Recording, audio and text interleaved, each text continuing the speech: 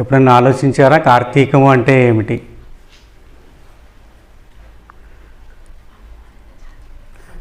కార్తీ, కా ప్లస్ ఆర్తి, కార్తీ.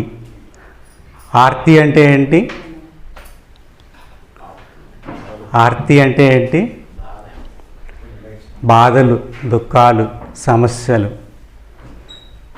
కార్తీ, కా అంటే కట్ చేసేది, నల్లిఫై చేసేది. కార్తీక మాసము అంటే కార్తీక్గా కావటము అంటే మన యొక్క దుఃఖాలని, బాధలని, సమస్యల్ని తొలగించుకొని ఇతరుల యొక్క దుఃఖాలను కూడా తొలగించడాన్ని కార్తీక్గా కావటము అంటారు.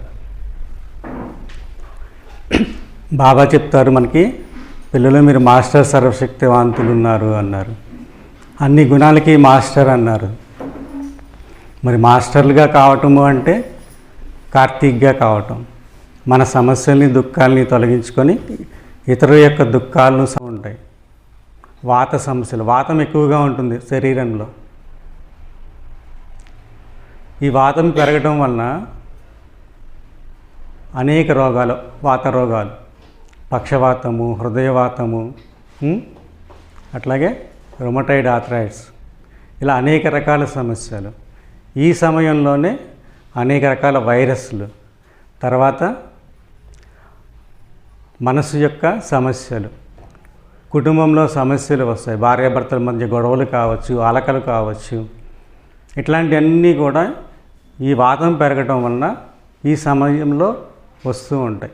ఎప్పటి నుంచి? దసరా నుంచి శివరాత్రి వరకు. మరి అది కూడా ఈ సమస్యలు ఎవరికి వస్తాయి? ఎవరి మనస్సు అయితే లో కాన్షియస్నెస్లో ఉంటుందో వారికి వస్తూ ఉంటాయి, అందరికీ రావు. ఎవరైతే హై కాన్షియస్నెస్లో ఉంటారో వారికి ఈ సమస్యలు అనేవి రావు. అందుకనే కాబోలు మన పూర్వీకులు దసరా నుంచి శివరాత్రి వరకు ఎన్నో భక్తి యొక్క కార్యక్రమాలు, ఆచరణ కార్యక్రమాలు పెట్టారు. దసరాలో దీక్షలు తీసుకుంటూ ఉంటారు. తర్వాత దీపావళిలో ఉమంగ ఉత్సాహాలతో ఉంటూ ఉంటారు. మరి ఈ కార్తీక మాసంలో దైవనామస్మరణ ఎక్కువ చేస్తూ ఉంటారు, శివారాధన చేస్తూ ఉంటారు. ఇలా చేయటం వల్ల మనస్సు అనేది హై కాన్షియస్నెస్లో ఉంటుండే. హై కాన్షియస్నెస్ అంటే ఆనందము, సంతోషం యొక్క స్థితిలో ఉంటుంది. ఈ స్థితిలో ఉన్నటువంటి వాళ్ళకి దుఃఖాలు, బాధలు అనేవి రావు. మరి లో కాన్షియస్నెస్లో ఉన్నటువంటి వాళ్ళకి సమస్యలు అనేవి వస్తూ ఉంటాయి. మరి వీటిని పోగొట్టుకోవడానికి మనం ఏం చేయాలి? అయితే సమస్యలు అంటే ఏంటి? సమస్యకి మూల కారణం ఏమిటి? ఇప్పుడు ఒక వ్యక్తి అనారోగ్యంతో కోమాలోకి వెళ్ళాడు. కోమాలోకి ఎందుకు వెళ్ళాడు? కోమాలోకి వెళ్ళక మునుపు ఏదో జరిగింది. అతడికి మనస్సు పైన ఒత్తిడి పెరిగింది. అతడి ఆలోచనలు స్పీడ్ పెరుగుతాయి.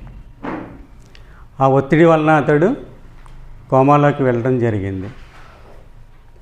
అదేవిధంగా ఒక వ్యక్తి తన స్నేహితుడికి అప్పు ఇస్తాడు. ఆ అప్పు తిరిగి తీసుకోవాలని మళ్ళీ అడుగుతాడు. స్నేహితుడే కదా అని ఎటువంటి లెక్కపత్రాలు లేకుండా, ఆధారాలు లేకుండా ఇస్తాడు మాట కోసం. కొద్ది రోజులైన తర్వాత డబ్బులు అడిగితే అతడు నేను ఇస్తానులే, తర్వాత ఇస్తాను, నా దగ్గర ఇప్పుడు లేవు, ఏం చేసుకుంటావు చేసుకోపో అంటాడు. అది స్నేహితుడే. ఇప్పుడు అతని పరిస్థితి ఎలా ఉంటుంది? అతని మానసిక స్థితి ఎలా ఉంటుంది?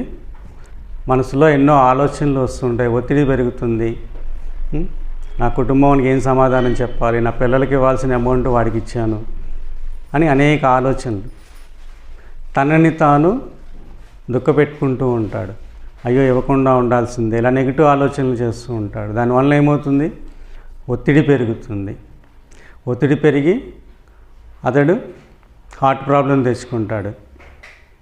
హాస్పిటల్ తీసుకెళ్తారు, ట్రీట్మెంట్ చేస్తారు. ఎంత వద్ది హాస్పిటల్కి వెళ్తే ఒక నెల రోజులు హాస్పిటల్లో హార్ట్ ప్రాబ్లంతో ఉంటే ఒక 5-6 లక్షలు ఖర్చు అవుతుంది. 20 లక్షలు పోయినాయి. దానివల్ల ఒత్తిడి పెరిగింది. దానివల్ల మళ్ళీ ఇంకో 5-6 లక్షలు ఖర్చు అయినాయి. మళ్ళీ ఇంట్లో ఉండి కొద్ది రోజుల్లో రెస్ట్ తీసుకుంటాడు. దానివల్ల మళ్ళీ జాండీస్ పెరుగుతాయి, మళ్ళీ హాస్పిటల్లో జాయిన్ చేస్తారు, మళ్ళీ కొంత ఖర్చు అవుతుంది, మళ్ళీ కొద్ది రోజులు ట్రీట్మెంట్ చేసుకుని వస్తాడు. డాక్టర్ గారు అన్నీ టెస్ట్ చేసి బాగానే ఉంది, మీరు ఇంటికి వెళ్ళొచ్చు అని చెప్పి అంటాడు. ఇంటికి వచ్చిన తర్వాత 2-3 గంటలు బాగానే ఉంటాడు, తర్వాత చనిపోతాడు. వీటన్నిటికీ మూల కారణం ఏంటి? ఒత్తిడి. మన యొక్క ఆలోచనలు. మన యొక్క ఆలోచనల వల్ల మానసిక ఒత్తిడి పెరిగి అప్పిచ్చిన డబ్బు రాలేదు, హాస్పిటల్కి ఖర్చులు పెరిగినాయి, ప్రాణము పోయింది. కాబట్టి మన సమస్యలకి కారణం ఒత్తిడి, ఒత్తిడికి కారణం మన యొక్క ఆలోచనలు. అదేవిధంగా సమస్యలు అనేక రకాలు, ఒక్కొక్కరికి ఒక్కొక్క రకంగా సమస్యలు అనేవి వస్తూ ఉంటాయి. ఒక కుటుంబంలో ఒక అబ్బాయి ఉంటాడు, ఆ అబ్బాయికి వివాహం చేయాలనుకుంటారు, మంచి సంబంధం చూస్తారు, చూసిన తర్వాత మ్యారేజ్ ఫిక్స్ చేసుకుంటారు. రేపు మ్యారేజ్ అనగా అమ్మాయి వాళ్ళు అనుకుంటారు ఈ సంబంధం క్యాన్సిల్ చేసుకుందామని, పెద్దలతో మాట్లాడుకుని సంబంధం వద్దనుకుంటారు. తర్వాత అమ్మాయికి 2 నెలల్లో వేరే సంబంధం చూసి పెళ్లి చేస్తారు. మరి ఈ అబ్బాయి పరిస్థితి ఏంటి? ఒత్తిడి ఉంటుందా ఉండదా? తండ్రికి ఒక సమస్య, తల్లికి ఒక సమస్య, ఈ అబ్బాయికి ఒక సమస్య. సరే పెళ్లి క్యాన్సిల్ అయింది, ఇక్కడ ఉంటే అందరూ ఏదో ఒకటి అడుగుతూ ఉంటారని ఉద్యోగానికి వెళ్ళిపోతాడు. మళ్ళీ కొద్ది రోజుల తర్వాత మన బంధువుల అమ్మాయి ఉంది, మేనరికం అవుతుంది కదా, ఆ అమ్మాయి నుంచి పెళ్లి చేద్దామని అన్నీ ఫిక్స్ చేసుకుంటారు. ఈసారి ఎక్కువ మందిని పిలవద్దు, తక్కువలో చేసుకుందాం అని చెప్పి అనుకుంటారు. అన్నీ అవుతాయి. ఈసారి మళ్ళీ అమ్మాయి నాకు బావద్దు, నాకు వేరే సంబంధం కావాలి అనుకుంటుంది, అది క్యాన్సిల్ అవుతుంది. తర్వాత మళ్ళీ అందరికీ ఒత్తిడి అనేది పెరుగుతుంది.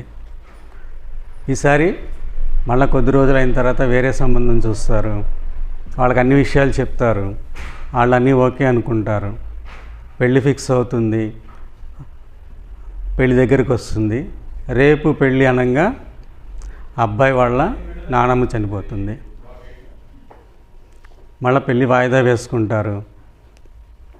ఈసారి వాళ్ళకి అన్నీ చెప్పారు కాబట్టి మన చేతిలో లేదు కాబట్టి కొద్ది రోజులు వాయిదా వేసుకుని, మళ్ళీ అబ్బాయికి వయసు పెరుగుతుంది, ఎక్కువ రోజులు ఉండకూడదు అని చెప్పి మళ్ళీ పెళ్ళి ఫిక్స్ చేసుకుంటారు. మళ్ళీ పెళ్లి రోజు దగ్గరికి వస్తుంది. ఈసారి అబ్బాయి తల్లి వాళ్ళ తాతయ్య చనిపోతాడు. ఇవన్నీ నిజంగా జరుగుతూ ఉంటాయి కొందరికి విషయాల్లో. అయితే ఇందులో మనం గ్రహించాల్సింది ఏంటి? ఇందులో అబ్బాయి తప్పేమన్నా ఉందా? అబ్బాయి తప్పేమీ లేదు, కానీ పరిస్థితులు ఆ విధంగా వచ్చినాయి. దీని కర్మ అనుకుందాం. కొన్ని కర్మ అనుకుంటే కర్మలో కూడా అది ఎప్పటిదో ఎలా వచ్చిందో మనకు తెలియదు, కానీ పరిస్థితులు అలా వచ్చినాయి. కానీ ఈ పరిస్థితుల్ని మనం ఎలా ఎదుర్కోవాలి, ఇటువంటి పరిస్థితుల నుంచి మనం ఎలా బయటపడాలి, అది తెలియజేయడానికే ఈ కథలు చెప్పడం జరిగింది. ఇవన్నీ వాస్తవంగా ఎవరో ఒకళ్ళకి ఎక్కడో ఒకటి జరుగుతూనే ఉంటాయి, జరిగిన విషయాన్నే మీకు చెప్తున్నాను అన్నమాట. ఈ కర్మని మనం ఎలా నష్టపెట్టుకోవాలి? పరిస్థితులు అయితే వచ్చినాయి, పరిస్థితులు వచ్చినప్పుడు మనం ఎలా ఉన్నాం, మన మానసిక స్థితి ఏంటి? ఒత్తిడికి గురయ్యాం. ఈ ఏడాది కాలంలో, ఈ సంఘటనలు జరుగుతున్న కాలంలో సన్నగా ఉన్న అబ్బాయి లావుగా అయిపోయాడు. కారణం ఏంటంటే అతడి మనసులో కూడా ఒత్తిడి అనేది ఉంటుంది. ఈ ఒత్తిడి కారణంగా అతడి ఆరోగ్యం పాడైపోయింది. మన జీవితంలో, మన శరీరంలో 5% మాత్రమే మన ఆధీనంలో ఉంటుంది. మిగతా 95% మన డివైన్ చేతుల్లో ఉంటుంది. అది మన కాస్మిక్ ఎనర్జీ అనండి, మన కాన్షియస్నెస్ అనండి, లేదంటే గాడ్ అనండి, వారి చేతుల్లో ఉంటుంది. ఈ 5% కింద ఏమేమి వస్తాయి? మన యొక్క కర్మేంద్రియాలు, జ్ఞానేంద్రియాలు, 11వది మనస్సు. ఈ 11టిని కలిపి ఏకాదశి రుద్రులు అని భక్తి మార్గంలో చెప్తూ ఉంటారు. వాటికి పూజలు కూడా చేస్తూ ఉంటారు. పూజ చేస్తే ఏమవుతుంది? మన మనస్సు మారుతుందా, లేదా ఈ కర్మేంద్రియాలు, జ్ఞానేంద్రియాల్లో ఏమైనా మార్పు వస్తుందా? రాదు. ఈ 5% కర్మేంద్రియాలు, జ్ఞానేంద్రియాల వలన 95% భగవంతుడి ఆధీనంలో ఉన్నటువంటి మిగతా ఆర్గాన్స్ డ్యామేజ్ అవుతూ ఉంటాయి. మన శరీరంలో ఈ 10 కాకుండా 11 మనసు కాకుండా ఇంకేమేమి ఉన్నాయి? హార్ట్ ఉంది, లంగ్స్ ఉన్నాయి, కిడ్నీస్ ఉన్నాయి, ఎన్నో ఆర్గాన్స్ ఉన్నాయి. ఈ ఆర్గాన్స్ అన్నీ మన చేతిలో లేవు. హార్ట్ మన చేతిలో ఉందా? మనం కంట్రోల్ చేస్తున్నావా? బ్రీతింగ్ మన కంట్రోల్లో లేదు. కిడ్నీ మన కంట్రోల్లో లేవు. డివైన్ పవర్ అనుసారంగా వాటి పని అవి చేస్తూ ఉన్నాయి.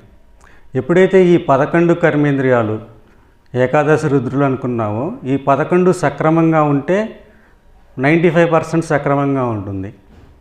ఈ 11% సక్రమంగా లేకపోతే ఈ 95% కూడా నెమ్మదిగా డ్యామేజ్ అవుతూ ఉంటుంది. మరి ఈ 11 కర్మేంద్రియాలు ఏంటి? కర్మేంద్రియాలు, జ్ఞానేంద్రియాలు, మనస్సు. ఈ 10 కూడా కంట్రోల్ చేసేది మళ్ళా మనస్సు. ఈ మనస్సు యొక్క స్వభావము, మనసులో వచ్చేటువంటి ఆలోచనలు, ఎమోషన్స్ కారణంగా ఈ 10 కర్మేంద్రియాలు కూడా తప్పులు చేస్తూ ఉంటాయి. ఈ తప్పుల వలన భగవంతుడి ఆధీనంలో ఉన్నటువంటి అన్ని కర్మేంద్రియాలు కూడా అనారోగ్యానికి కారణమవుతుంటాయి. అవునా కాదా? మరి బాబా జ్ఞానం చెప్తున్నాడు. దేనికోసం? బాబా ఏం చెప్తారు? నేను మీ ఆత్మని చదివించడానికి వచ్చాను అన్నారు. ఆత్మని చదివించటము అంటే మనస్సుకి జ్ఞానం ఇస్తున్నారు. మనస్సుని శుద్ధి చేయటం కోసం జ్ఞానం ఇస్తున్నారు. ఎప్పుడైతే మనస్సు స్వాధీనంలో ఈ కర్మేంద్రియాలు 10 కర్మేంద్రియాలు ఉంటాయో అప్పుడు మనం 95% కర్మేంద్రియాలని ఆరోగ్యంగా ఉంచుకోగలుగుతాం. కాబట్టి పొరపాటు ఎవరి దగ్గర ఉంది? మన సమస్యలకి, దుఃఖాలకి, అనారోగ్యానికి మూల కారణం మనస్సు. మనస్సు అంటే మన యొక్క స్వయం. ఈ స్వయాన్ని పరివర్తన చేసుకోవటం కోసమే బాబా జ్ఞానం ఇస్తూ ఉన్నారు. భగవంతుడిని వైద్యనాథుడు అన్నారు.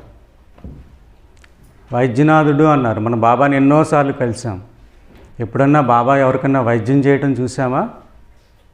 చూడలేదు. కాబట్టి వైద్యనాథుడు అని ఎందుకన్నారు? బాబా వైద్యమే చేస్తున్నారు. వైద్యం అంటే ఇంజెక్షన్ చేయటం, ట్యాబ్లెట్ ఇవ్వటమే కాదు. మనకు అనారోగ్యానికి మూల కారణమైనటువంటి మనస్సుని సరిచేయటానికి జ్ఞానం ఇస్తున్నారు. ఆ జ్ఞానాన్ని వైద్యం. కాబట్టి పరమాత్మకి వైద్యనాథుడు అని పేరు వచ్చింది. మరి ఎలా పోగొట్టుకోవాలి? మన ఈ కర్మల్ని ఎలా పోగొట్టుకోవాలి? బాబా ఏం చెప్పారు? నన్ను జ్ఞాపకం చేయండి అన్నారు. పెద్ద సమస్య వచ్చినప్పుడు సకాష్ ఇవ్వండి అని చెప్పారు. మరి సకాశిస్తున్నా కూడా సమస్యలు వస్తూనే ఉంటాయి. కారణం ఏంటంటే మన మనస్సు లో కాన్షియస్నెస్లో ఉండి కర్మలు చేస్తూ ఉంది. కానీ ఇప్పుడు హై కాన్షియస్నెస్లోకి వెళ్ళి కర్మలు చేయాలన్నమాట. ఎప్పుడైతే హై కాన్షియస్నెస్కి వెళ్తామో అప్పుడు మనం సఫలతకి దగ్గర అవుతాము. కాబట్టి ఈ 5%ని మనం జాగ్రత్తగా చూసుకున్నట్లయితే మిగతా 80%, 95% అనేది ఆరోగ్యంగా ఉంటుంది. అదే రాజయోగం కూడా. మరి ఈ కర్మల నుంచి మనం ఎలా బయటపడాలి? ప్రతి ఇంట్లోనూ ఏదో ఒక సమస్య వస్తూనే ఉంటుంది. అది ఎవరి ద్వారా వస్తుంది? మనుషుల ద్వారానే వస్తుంది. బయట నుంచి వేరే విధంగా రాదు. ఆ మనుషుల స్వభావం మన మనసు పైన పడుతుంది. మన ఆలోచనలు మార్చుకోవటం ద్వారా మనం అనారోగ్యానికి లోనవుతూ ఉన్నాం. ఈ 5%ని జాగ్రత్తగా చూసుకుంటూ మన కర్మల నుంచి, మన యొక్క దుఃఖాల నుంచి, మన సమస్యల నుంచి ఎలా బయటపడాలి? ఇందాక ఎన్నో ఎగ్జాంపుల్స్ చెప్పాం. అవన్నీ కూడా ఎగ్జాంపుల్ ఎవరి వల్ల జరిగినాయి? మనుషుల వల్ల, మనుషులతో జరిగింది. మనుషులు అంటే మనం కావచ్చు, మనము, మన కుటుంబ సభ్యులు, మన స్నేహితులు, ఇంకా మన దగ్గర బంధువులు, ఇలా వీళ్ళందరూ ఉన్నారు. ఎప్పుడైతే వీళ్ళతో మనం ధ్యానం చేసామనుకోండి, వారికి సకాష్ ఇచ్చాం.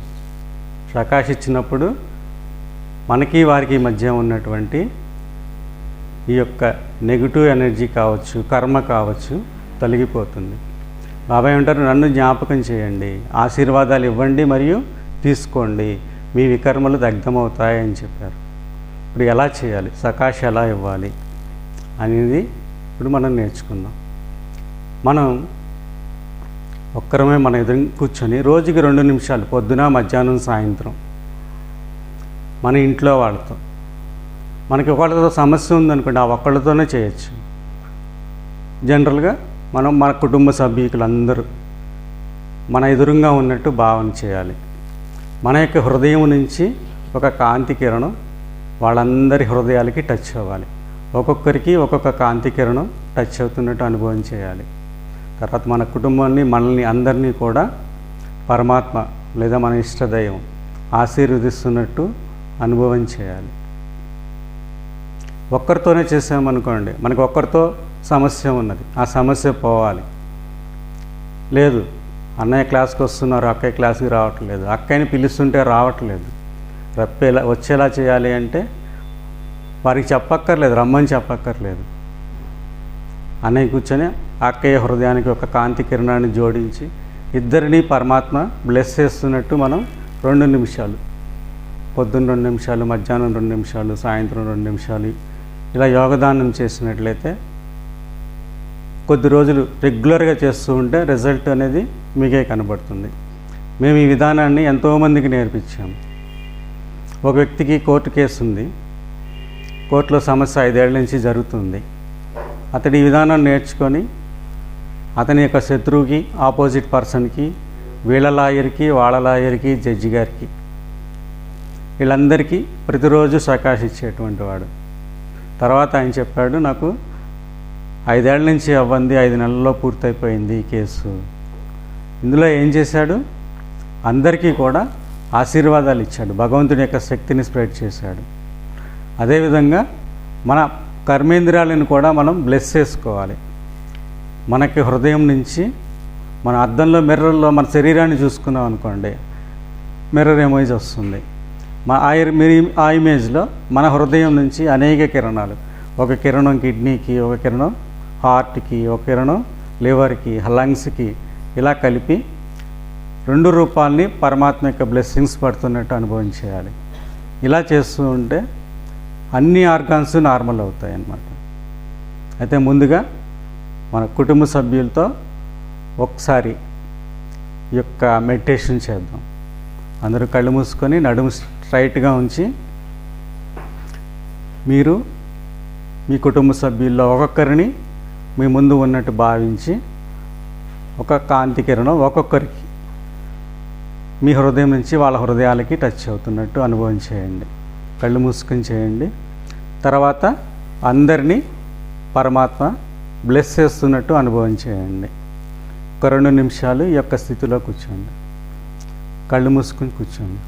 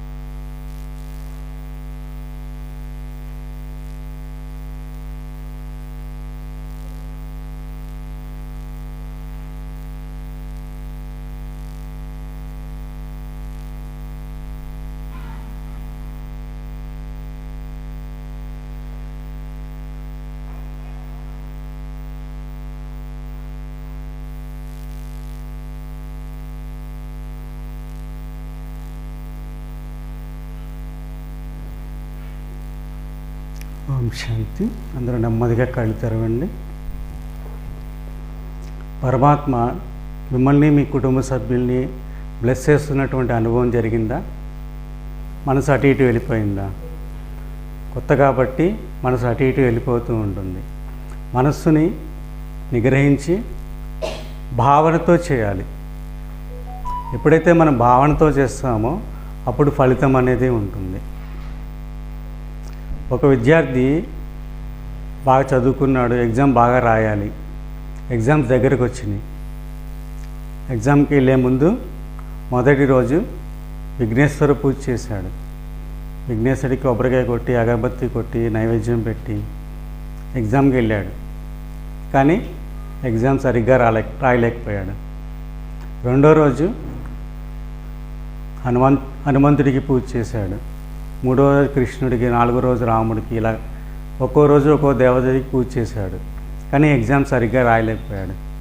చివరి రోజు వీళ్ళందరికన్నా ఈశ్వరుడు గొప్పవాడు, ఈశ్వరుడికి పూజ చేద్దామని ఈశ్వరుడికి పూజ చేస్తూ ఆయనకు ఒక డౌట్ వచ్చింది. రోజు ఇంతమంది దేవతలకి పూజ చేస్తున్నాం, వీళ్ళెవరూ నాకు సహాయం చేయలేదు, సో వీళ్ళందరూ వేస్ట్ అని చెప్పి ఆ ఫోటోలన్నీ మూటకట్టి ఆ ఫోటోలలో వాళ్ళ ఫేస్కి, ముక్కు, చెవులకి, నోటికి గుడ్డ కట్టేస్తాడు. వీళ్ళతో మనకి పని లేదు కదా, మనం ఇవాళ ఈశ్వరుడి దగ్గరికి వెళ్తున్నాం కదా, ఈశ్వరుని పూజిస్తున్నాం, ఈశ్వరుడు అయితే చాలా గొప్పవాడు అంటాడు. అప్పుడు ఏమవుతుంది, ఈ దేవతలందరూ ప్రత్యక్షమవుతారు ఆ అబ్బాయి దగ్గర. అప్పుడు అడుగుతాడు, ఇన్ని రోజులు పిలిచాను, మీ పూజలే చేశాను, ఆ రోజు మీరు రాలేదు, ఇప్పుడు ఎందుకు వచ్చారు, నాకు మీతో పని లేదు అంటే, ఇన్నాళ్ళు నువ్వు భక్తి చేసావు కానీ భావనతో చేయలేదు, అందుకని మేము రాలేదు. ఈరోజు మేము ఉన్నాము అనుకొని ఆ ఫోటోలకి గుడ్డ కట్టేసాం, మా ముక్కు మూతి కట్టేసావు, మాకు ఊపిరి ఆడట్లేదు, ఆ గుడ్డ ఓడతీ కస్తా అని దేవతలు చెప్తారనమాట. అంటే ఇక్కడ ఏంటి, భావన ముఖ్యం.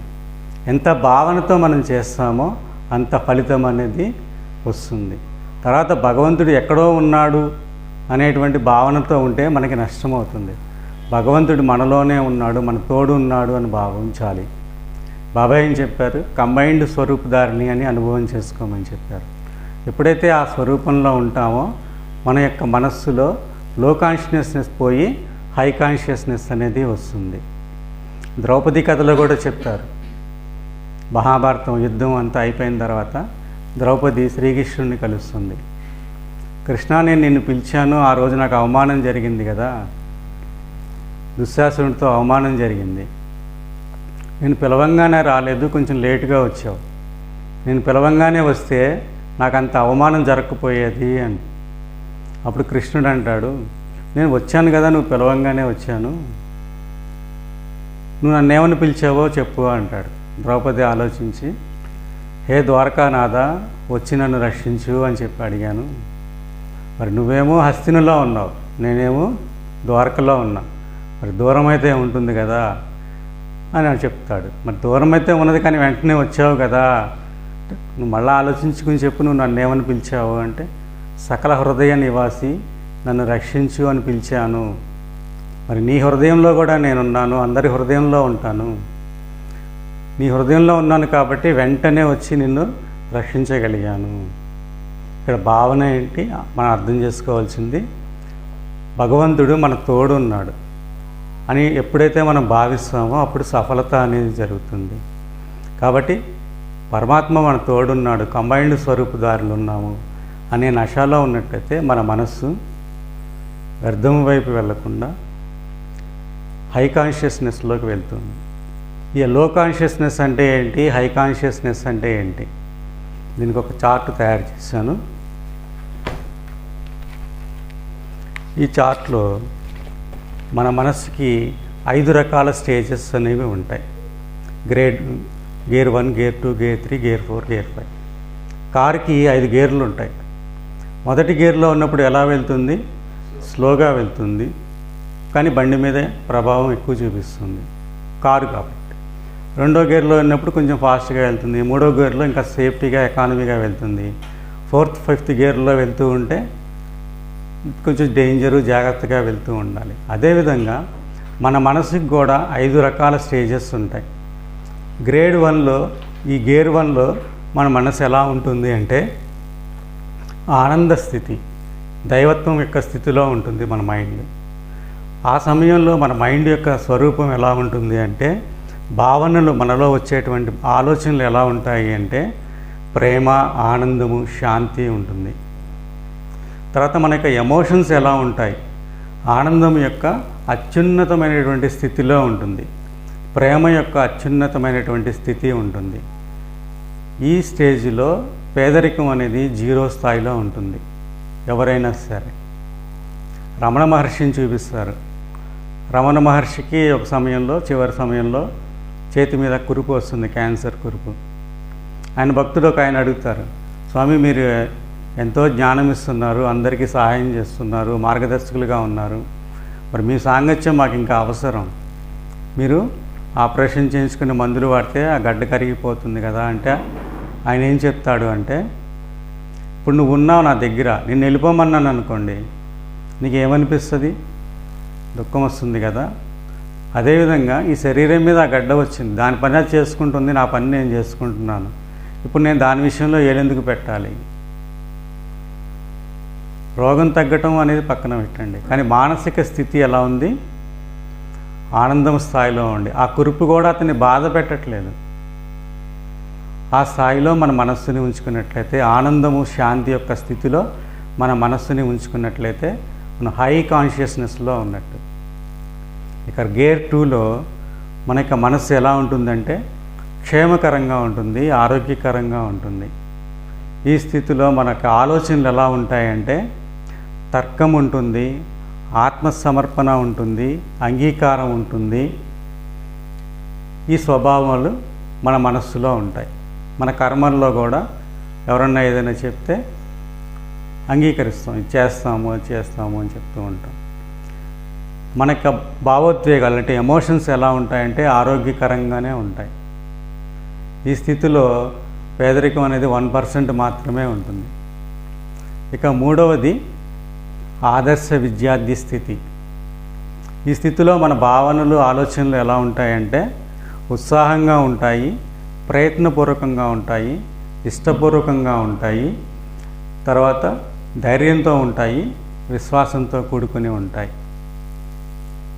ఎప్పుడైతే మన మానసిక స్థితి ఆదర్శ విద్యార్థిగా ఉన్నట్లయితే మన యొక్క భావాలన్నీ, ఆలోచనలన్నీ ఈ విధంగా ఉంటాయి. మనకి ఎమోషన్స్ ఎలా ఉంటాయి అంటే వారు తమ సొంత శక్తిని ఉపయోగించి దేన్నైనా సాధించాలి అనేటువంటి ఆలోచనలో ఉంటారు. అయితే ఈ స్థితిలో పేదరికం అనేది 22% ఉంటుంది. తర్వాతది 4వది గేర్ 4. ఈ స్థాయిలో మనిషి యొక్క మానసిక స్థితి చాలా క్రూరత్వాన్ని కలిగి ఉంటుంది. ఈ క్రూరత్వం వల్ల అతనికి ఆలోచనలు ఎలా ఉంటాయి అంటే గర్వము, ఇంతకుముందు తర్వాత ఇస్తారు రాసుకుందరు, గర్వము, అహంకారం, కోరిక, కోపము, ఈ యొక్క ఆలోచనలు క్రూరత్వం ఉన్నటువంటి మనసులో కలుగుతూ ఉంటాయి.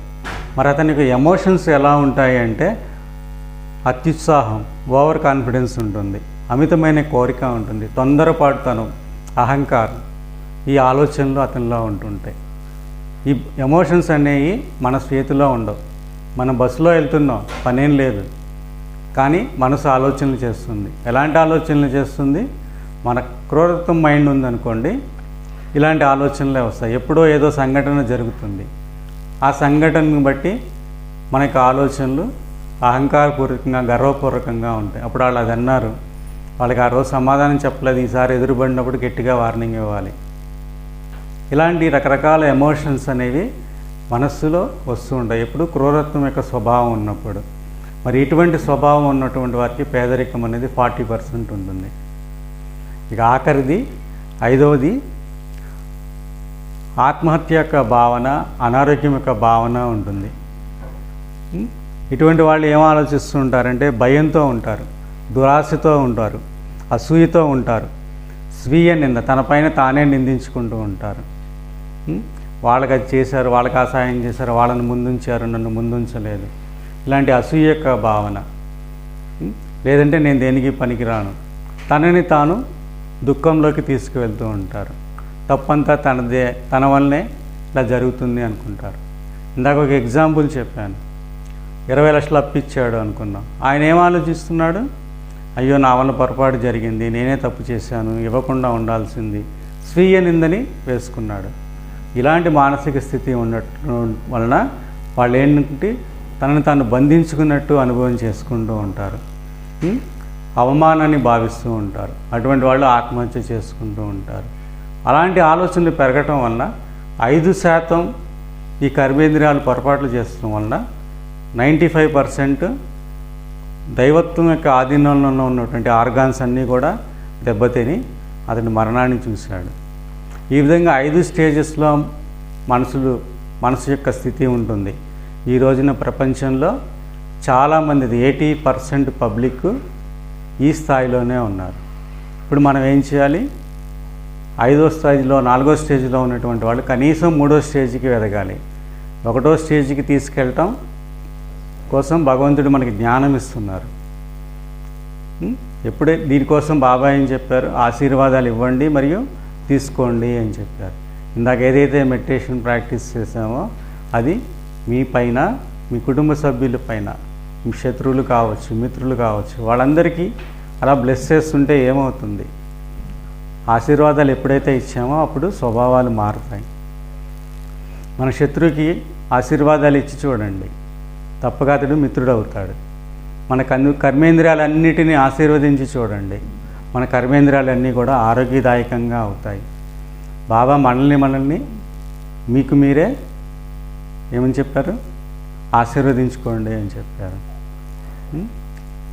ఇలా ఎప్పుడైతే మనకు మానసిక స్థితిని 5వ స్థాయి నుంచి మొదటి స్థాయికి ముందుగా 3వ స్థాయికి వెళ్ళే విధంగా మన మనసుకి మనం తర్ఫీదిచ్చుకోవాలి. దీనికోసం మైండ్ ఆడిటింగ్ అనేది చేయాలి. బాబా ఏం చెప్పారు? ప్రతిరోజు నిద్రించే ముందు కర్మేంద్రియాల చార్ట్ పెట్టుకోండి, ఏ కర్మేంద్రియంతో ఏం తప్పు చేయలేదు కదా అని. కానీ దేనికంటే ముఖ్యం మైండ్ ఆడిటింగ్. మన మైండ్తో రోజు మొత్తంలో ఏం చేసాం, ఎలాంటి ఆలోచనలు చేసాం అనేటువంటి మైండ్ ఆడిటింగ్ చేసుకున్నట్లయితే కొద్ది రోజులు అయ్యేటప్పటికి ప్రతి కర్మ చేసేటప్పుడు మనసు యొక్క ఆలోచనల మీద మనకి అటెన్షన్ ఉంటుంది. అరే ఇలా ఆలోచించకూడదు, బాబా చెప్పారు, దీనివల్ల నాకే నష్టం కదా. ఇలాంటి ఆలోచన సంస్కారాన్ని మనం మార్చుకున్నట్లయితే 5వ స్టేజ్లో ఉన్నటువంటి వాళ్ళు 3వ స్టేజ్కి తర్వాత 1వ స్టేజ్కి వెళ్తారు. అయితే ఇలాంటి మెడిటేషన్ మనం హెల్త్తో జోడించాలి. హెల్త్ కూడా మనకు కావాలి అంటే ఈ ధ్యానాన్ని పౌర్ణమి రోజు, పౌర్ణమికి ముందు 3 రోజులు, పౌర్ణమి తర్వాత 3 రోజులు, మొత్తం 7 రోజుల పాటు చంద్రుడి వెన్నెల్లో కూర్చొని పావుగంట సేపు చంద్రుడిని చూడాలి. చంద్రుడిలో మన ఇష్టదైవం కావచ్చు, శివ పరమాత్మ కావచ్చు, చంద్రుడిలో ఉండి చంద్రుడు మనల్ని చూస్తున్నట్టు, బాబా మనల్ని చూస్తున్నట్టు ఒక పావుగంట సేపు ధ్యానం చేయాలి. ఆ తర్వాత మిగతా సమయం మన సంబంధ సంపర్కంలో వచ్చేటువంటి వాళ్ళని మన ముందుకు పిలిచి మన హృదయం నుంచి ఒక కాంతి కిరణం వాళ్ళ హృదయానికి తగులుతుంది. మనందరినీ కూడా పరమాత్మ చంద్రుడిలో ఉండి బ్లెస్ చేస్తున్నాడు అనేటువంటి భావనతో కాసేపు కూర్చోవాలి. 1 గంట సేపు కూర్చోగలిగితే ఈ 7 రోజులు మహిళలకి ఎలాంటి ప్రభావం కలుగుతుంది అంటే పీసీఓడి ప్రాబ్లమ్స్, చిన్నపిల్లలకి కావచ్చు, పెద్దవాళ్ళు కావచ్చు, యుక్త వయసులో ఉన్నటువంటి వాళ్ళు, వీళ్ళందరూ ఇలా చంద్రుడి వెన్నెల్లో కూర్చొని ఇలా ధ్యానం చేసినట్లయితే 3 నెలలు, నెలకి వారం రోజులు 3 సార్లు 3 వారాల పాటు ధ్యానం చేసినట్లయితే పీసీఓడి ప్రాబ్లమ్స్ అన్నీ ఎలాంటి మందులు లేకుండా తగ్గిపోతాయి. చిన్నపిల్లలకు కూడా రకరకాల సమస్యలు వస్తాయి, ఫైబ్రాయిడ్స్ వస్తున్నాయి, కడుపు నొప్పి వస్తూ ఉంటుంది, సక్రమంగా రావు, కొందరికి రక్తం లేదనుకుంటూ ఉంటారు. ఇలాంటి సమస్యలన్నీ కూడా మందులు లేకుండా చంద్రుడి ద్వారా తగ్గిపోతాయి. అదే పురుషులు కూర్చున్నారనుకోండి, స్ట్రెస్, యాంగ్జైటీ ఇట్లాంటివన్నీ తగ్గిపోతాయి. మన మనసు శక్తివంతంగా అవుతుంది. చంద్రుడి వల్ల మనకి అన్ని లాభాలు ఉన్నాయి. ఈ విధానాన్ని మనం నెక్స్ట్ మంత్ నుంచి ప్రారంభించవచ్చు.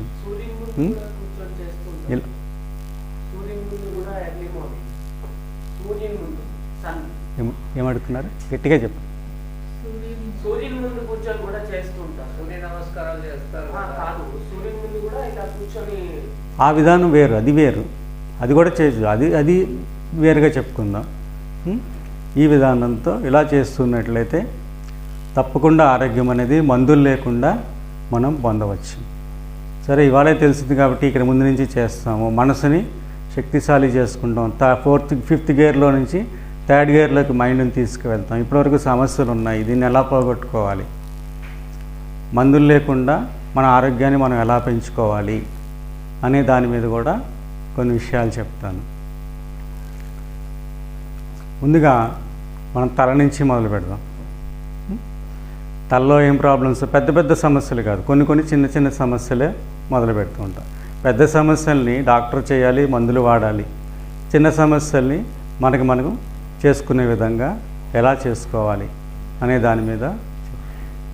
హెడ్లో ఏమొస్తుంది? ముందు మైగ్రేన్ హెడేక్ వస్తుంది. ఈ హెడేక్ ఇంట్లో ఉన్నాం అనుకోండి, మందులు తెచ్చుకుంటాం, వేసుకుంటాం. అదే ట్రైన్లో ప్రయాణం చేస్తున్నాం, మందులు లేవు, సడన్గా హెడేక్ వచ్చింది. హెడేక్ ఎలా పోగొట్టుకోవాలి? అసలు మైగ్రేన్ హెడేక్ రాకుండా ఉండాలంటే ఏం చేసుకోవాలి? మైగ్రేన్ హెడేక్ ఎవరికి వస్తుందంటే ఎవరైతే వాటర్ సరిగ్గా తాగరో అటువంటి వాళ్ళకి హెడేక్ వస్తుంది. తాగుతాం కదా మేము అంటారు. పొద్దున లీటర్ తాగుతారు, మధ్యాహ్నం లీటర్ తాగుతారు, సాయంత్రం 1/2 లీటర్ తాగుతారు. అది సరిపోదు, అది విధానం కాదు. పొద్దున్నే వాటర్ తాగినప్పుడు 1 లీటర్ వాటర్ తాగేసేయండి, పర్లేదు. తర్వాత సమయంలో వాటర్ ఎప్పుడు తాగినా కూడా అరగంటకు ఒకసారి 1 కప్పు వాటర్ తాగాలి. లేదంటే 1 గ్లాస్, గంటకు ఒకసారి 1 గ్లాస్ వాటర్ ఇలా తాగుతూ ఉంటే మైగ్రేన్ హెడేక్ అనేది ఇవాళ పొద్దు నుంచి ప్రారంభించి సాయంత్రం వరకు తాగితే రేపటికి మైగ్రేన్ హెడేక్ అనేది తగ్గిపోతుంది. ఎందుకని అంటే వాటర్ ఎవరికి అవసరం? మన బాడీలో కిడ్నీకి అవసరం లేదు, లంగ్స్కి అవసరం లేదు, నర్వస్ సిస్టమ్కి, ప్రేగులకి అవసరం లేదు, లివర్కి అవసరం లేదు. వాటికి కొంచెమే. అన్నం తిన్నాము, పట్టేసినట్టు ఉండే కోసం నీళ్ళు తాగుతాం, క్లియర్ అవుతుంది. కానీ బాడీలో వాటర్ కావాల్సింది మన యొక్క సెల్స్కి. ఆర్గాన్స్ అన్నీ కూడా సెల్స్ యొక్క సమ్మేళనం. ప్రతి ఒక్క సెల్కి వాటర్ కావాలి. ఒక బకెట్లో వాటర్ ఉన్నాయి, ఒక స్పాంజీ తీసుకొచ్చి అలా స్పీడ్గా ముంచేసి తీసామనుకోండి, స్పాంజీ ఎంత వాటర్ని పీలుస్తుంది? కొంచెమే పీల్చుకుంటుంది. గడగబా తాగేసామనుకోండి, బాడీ కొంచెమే వాటర్ తీసుకుంటుంది, మిగతాదంతా బయటికి వెళ్ళిపోతుంది. అదే స్పాంజీని నెమ్మదిగా నీళ్ళల్లోకి పెట్టామనుకోండి, ఎక్కువ నీళ్ళని పీల్చుకొని అక్కడే ఉంటుంది.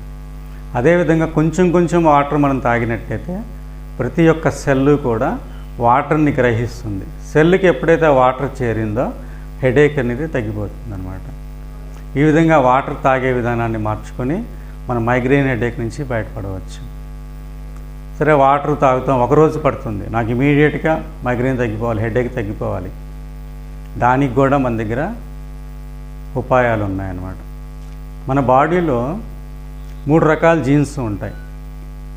ఒకటి హెరిడిటీ, మన తల్లిదండ్రుల ద్వారా జీన్స్ వస్తాయి, అవి 20% మాత్రమే ఉంటాయి. ఇక రెండవది ఎపిజెనిక్ జీన్స్ అంటారు, ఇది 80% ఉంటుంది మన బాడీలో. ఈ 80% జీన్స్ ఈ జన్మలో మనం తిన్నటువంటి ఆహారము, ఆలోచనల మీద మారుతూ ఉంటుంటాయి. ఇదంతా మన చేతుల్లోనే ఉంటుంది కాబట్టి మన ఆహారాన్ని మార్చుకోవటము, మన ఆలోచనలు మార్చుకోవటం ద్వారా ఈ 80% ఎపిజెనిక్ జీన్స్ని మనం కంట్రోల్లో ఉంచుకున్నట్లయితే మన ఆరోగ్యం 80% బాగుంటుంది. ఇక మూడవ జీన్స్ ఇమీడియట్ జీన్స్. ఈ ఇమీడియట్ జీన్స్ మన బాడీలో సైనికుల్లాగా, రక్షణ కవచంలాగా లోపల ఇమిడి ఉంటుంది, కానీ ఇవి ఏం పనిచేయవు. మనం ఎప్పుడైతే నిద్ర లేపుతామో అప్పుడు నిద్ర లేస్తాయి. మన శరీరంలో ఈ గొంతులో ఇక్కడ గుంట ఉంది కదా, ఈ గుంటకి కొంచెం కింద ఒక బోన్ ఎత్తుగా ఉంటుంది, చూసుకోండి అందరూ, బోన్ ఉంది కదా, అక్కడ థైమస్ గ్లాండ్ అనేది ఉంటుంది. ఈ థైమస్ గ్లాండ్ని ఎప్పుడైతే మనం యాక్టివేట్ చేసామో అప్పుడు ఈ ఇమీడియట్ జీన్స్ అనేవి మేల్కొని బాడీ అంతా స్ప్రెడ్ అవుతాయి. ఏ విధంగా యుద్ధం వస్తుంది అని గంట కొట్టంగానే సైనికులందరూ ఆయుధాలు తీసుకుని పరిగెత్తినట్టు ఈ థైమస్ గ్లాండ్ని మనం యాక్టివేట్ చేయాలి. ఎలా చేయాలి అంటే ఈ 5 వేళ్ళు ఉన్నాయి కదా, ఇలా మూసి ఈ థైమస్ గ్లాండ్ మీద ఇలా 30 సెకండ్ల పాటు 30 సార్లు నెమ్మదిగా ట్యాపింగ్ చేయాలి. ఇలా ట్యాపింగ్ చేసే సమయంలో మన ఫేస్లో స్మైల్నెస్ అనేది ఉండాలి. బ్రహ్మాబాబా ఎప్పుడు స్మైల్ చేస్తుంటారు, దేవతల విగ్రహాలు ఎప్పుడు స్మైలింగ్లో ఉంటాయి. వాటిని దృష్టిలో పెట్టుకుని మన ఫేస్లో కూడా స్మైల్ తీసుకురావాలి. ఎందుకని అంటే ఇవేంటి, ఇమీడియట్ జీన్స్. మనం ఏ రూపంలో ఉన్నామో ఆ రూపంలో మేల్కొంటాయి. కాబట్టి మన స్మైలీ ఫేస్తో యాక్టివేట్ చేస్తే అవి కూడా హ్యాపీగా మేల్కొని బాడీ అంతా స్ప్రెడ్ అవుతాయి. ఎలా అనిపిస్తుంది ఒకసారి ట్యాపింగ్ చేసుకుని చూడండి. ఇలా ట్యాప్ చేసినప్పుడు మన బాడీలో ఏం జరుగుతుంది అనేది మనసుతో ఏకాగ్రతతో చూడండి.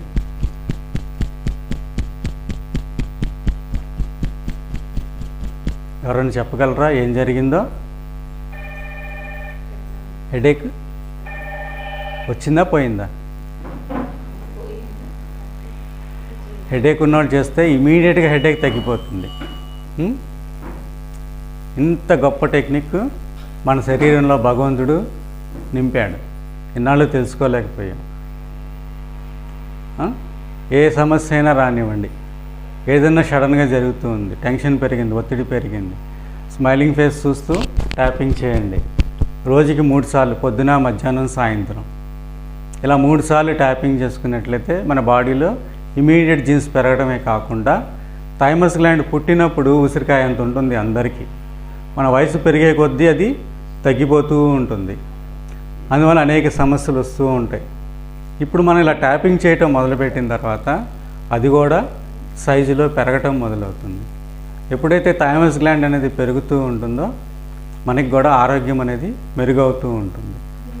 కాబట్టి ఈ చిన్న చిట్కాని తప్పకుండా అందరూ రోజు పాటిస్తూ ఉండండి. మీ పిల్లలకు కూడా నేర్పించండి.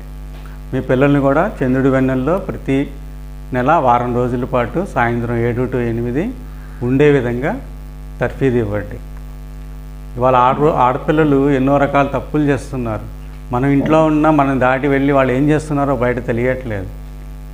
మన హైదరాబాద్లో ఒక సంఘటన జరిగింది. 2 ఆడపిల్లలు 8వ తరగతి చదువుతున్నారు. రోజు మా తల్లిదండ్రులు స్కూల్కి తీసుకొచ్చి డ్రాప్ చేశారు. సాయంత్రం తీసుకెళ్దాం కదా అని వస్తే స్కూల్లో లేరు. వాళ్ళు ఏం చేశారు, పోలీస్ కంప్లైంట్ ఇస్తారు. వాళ్ళు సీసీటీవీలో చూస్తే స్కూల్కి ఎదురుగా దగ్గరలో ఉన్నటువంటి ఒక అపార్ట్మెంట్లోకి వెళ్ళి కలర్ డ్రెస్ మార్చుకున్నారు. స్కూల్కి వచ్చేటప్పుడే కలర్ డ్రెస్ తెచ్చుకున్నారు. ఆ కలర్ డ్రెస్ మార్చుకొని ఎటో వెళ్ళిపోయారు. వాళ్ళకి ఏదో ఆడుకోవాలి, తిరగాలి అనే సంతోషం కలిగింది, ఆలోచన కలిగింది. అది నెరవేర్చుకోవడం కోసం వెళ్ళిపోయారు. 2 రోజులు టెన్షన్ పడ్డారు అందరూ. పోలీసు వాళ్ళు వెతికి వాళ్ళు సీసీటీవీ మీద వెతికి పలానా చాటు ఉన్నారని తెలుసుకుని వాళ్ళని తీసుకొచ్చారు. ఆ పిల్లల్లో అలాంటి ఆలోచన రావడానికి కారణం ఏంటి? ఈరోజు అందరూ కూడా ఇంటర్నెట్కి బానిసైపోయారు. వాళ్ళ ఆలోచనలు ఎలా ఉంటున్నాయో పెద్దలకి తెలియట్లేదు. మరి అలాంటి ఆలోచనలు వాళ్ళలో కలగకుండా ఉండాలంటే పిల్లల్ని చంద్రుడి వెన్నెల్లో రోజు 1 గంట సేపు, పౌర్ణమి ఈ వారం రోజులు 1 గంట సేపు ఉంచినట్టయితే వాళ్ళ మైండ్ చంచలత తగ్గిపోతుంది. కాబట్టి మీ పిల్లల్ని, మనవరాళ్ళని వాళ్ళకి తెలియకుండానే చంద్రుడి వెన్నెల్లో ఆడుకునేటట్టు చేయండి ఈ వారం రోజులు. దాని ద్వారా వాళ్ళు సురక్షితంగా ఉంటారు, మనము టెన్షన్ ఫ్రీగా ఉంటాం, మనకి దుఃఖాలు, సమస్యలు రాకుండా ఉంటాయి. ఈ విధంగా ఈ చిన్న టెక్నిక్స్ని పాటించినట్లయితే మనం ఆరోగ్య సమస్యల నుంచి, అనారోగ్య సమస్యల నుంచి బయటపడవచ్చు. ఇదొక రకం, పౌర్ణమి రోజుల్లో మాత్రమే. తర్వాత కళ్ళ దగ్గరికి వద్దాం. ఇవాళ అందరికీ కళ్ళ సమస్యలు, చిన్నవాళ్ళకి, పెద్దవాళ్ళకి. కళ్ళ సమస్యలు రాగానే ఏం చేస్తాం, డాక్టర్ దగ్గరికి వెళ్తాం. డాక్టర్ గారు ఒక బోర్డు చూపిస్తారు, చిన్న అక్షరాలు, పెద్ద అక్షరాలు అన్నీ ఉంటాయి. ఏవి కనబడుతున్నాయి, ఏవి కనబడట్లేదు. గ్లాసులు మార్చి సెట్ చేస్తాడు. ఏదో ఒక గ్లాస్ సెలెక్ట్ చేస్తారు. ఆ గ్లాస్ వాడుతూ మళ్ళీ అవసరమైతే గ్లాసులు మార్చుకుంటూ గడుపుతూ ఉంటాం. అయితే దీంతో ట్రీట్మెంట్ జరిగిపోయినట్టేనా? కళ్ళు బాగా అవ్వలేదు, కాకపోతే ఏదో అడ్జస్ట్ చేస్తున్నాం. లేదంటే లేజర్ వచ్చిందండి, లేదంటే ఇంకా లోపల ఏదో గ్లాసులు పెడతాం అది ఇది అని చెప్తూ ఉంటారు. కానీ ఈ ఆల్టర్నేట్ థెరపీస్లో కళ్ళజోడుని మనం ఈజీగా పోగొట్టుకోవచ్చు. ఒక చిన్న టెక్నిక్స్ మనం పాటించినట్టయితే ఎటువంటి వారికైనా కళ్ళజోడు తొందరగా పోతుంది. అయితే డయాబెటిక్ ఉన్నటువంటి వాళ్ళకి కొంచెం సమయం పడుతుంది, కానీ తగ్గుతుంది. ఏమిటి అంటే ఈ బొటన వేలు ఉంది కదా, ఈ బొటన వేలు మనం మొత్తం ఫేస్ అనుకున్నాం అనుకోండి, కళ్ళు ఎక్కడ ఉంటాయి?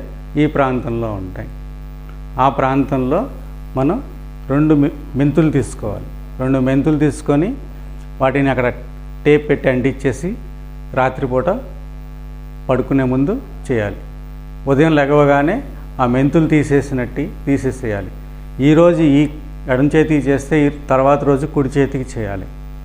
ఇలా రెగ్యులర్గా చేస్తూ ఉంటే కంటి యొక్క అన్ని సమస్యలు, దృష్టి లోపం కావచ్చు, లేదంటే క్యాటరాక్ట్ కావచ్చు, కళ్ళు ఎర్రబారటం, నీళ్ళు రావటం, ఇలా అనేక సమస్యలు కంటికి సంబంధించిన అన్నీ కూడా త్వరలోనే తగ్గిపోతాయి అన్నమాట. నేను ఇప్పుడు ఒకటి చేసి చూపిస్తాను.